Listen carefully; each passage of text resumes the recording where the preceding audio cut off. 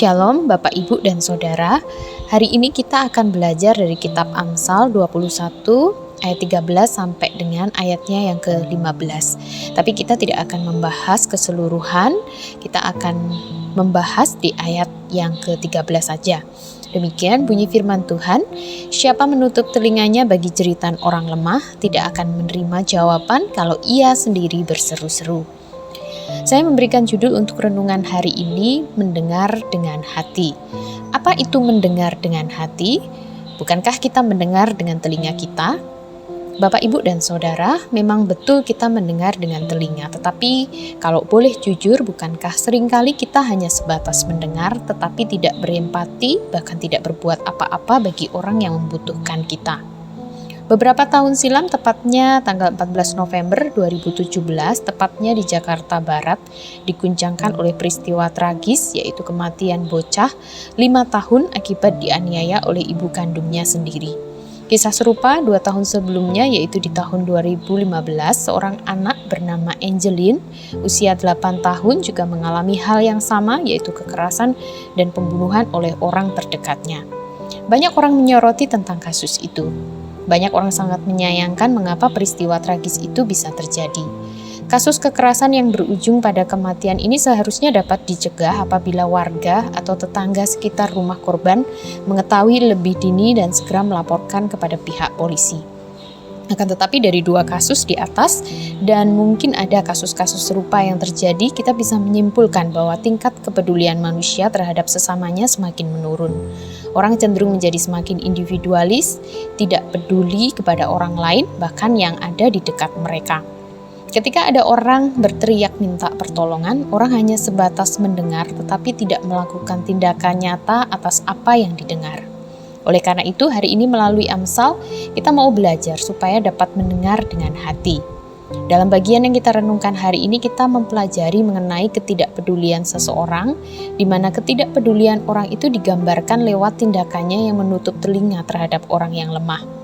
Orang lemah bisa berarti orang miskin atau orang yang tidak memiliki apa-apa.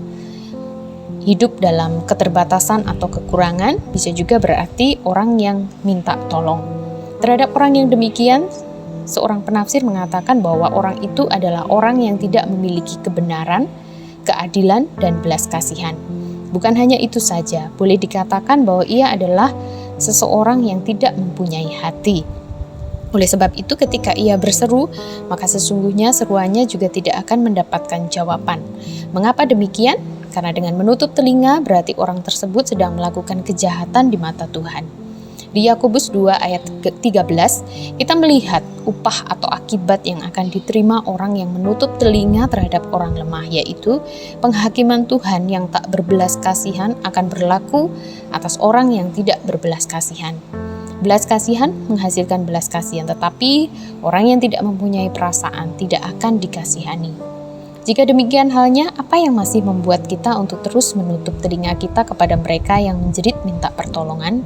Bukankah Tuhan Yesus mengajarkan di Yohanes 13 ayat 34 demikian, "Aku memberikan perintah baru kepada kamu, yaitu supaya kamu saling mengasihi, sama seperti aku telah mengasihi kamu, demikian pula kamu harus saling mengasihi." Kita diminta untuk bisa mengasihi orang lain, bukan hanya seperti kita mengasihi diri kita sendiri, melainkan dengan bercermin kepada Yesus yang begitu mengasihi kita. Salah satu bentuk kasih akan terlihat dari kerinduan kita untuk membantu sesama. Orang yang hatinya penuh dengan kasih akan merasa gelisah ketika melihat ada orang yang membutuhkan bantuan dan akan sangat bahagia ketika bisa berbuat sesuatu untuk menolong orang lain. Orang yang dipenuhi kasih akan segera bergerak tanpa diminta. Menawarkan bantuan saat melihat ada orang di sekitarnya yang tengah membutuhkan itu dengan dasar kasih Yesus yang hidup di dalam diri kita. Melalui renungan hari ini, kita diingatkan agar kita mau menyediakan diri kita bagi mereka yang membutuhkan. Banyak hal dalam diri kita yang dapat kita gunakan untuk menjadi berkat bagi sesama kita, yakni uang, waktu, tenaga, pemikiran, dan lain sebagainya. Biarlah kita menyediakan telinga kita bagi mereka yang berseru, supaya seruan kita pun didengar dan dijawab oleh Tuhan. Kiranya Tuhan menolong kita semua.